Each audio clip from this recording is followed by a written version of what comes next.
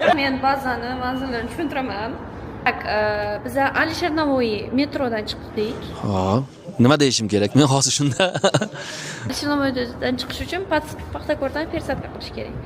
Biz hozir где-то man bitta ba'zan. Ba'zan manzili. Kitob olami. Kitob olamidan to'g'ri kirib ketadi.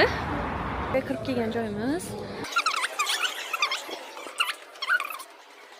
Nima uchun o'zi ba'zi biz o'zimiz oldin men o'zim konsert zali izlab yurardim, konsert qilish uchun katta muammo bo'lardi.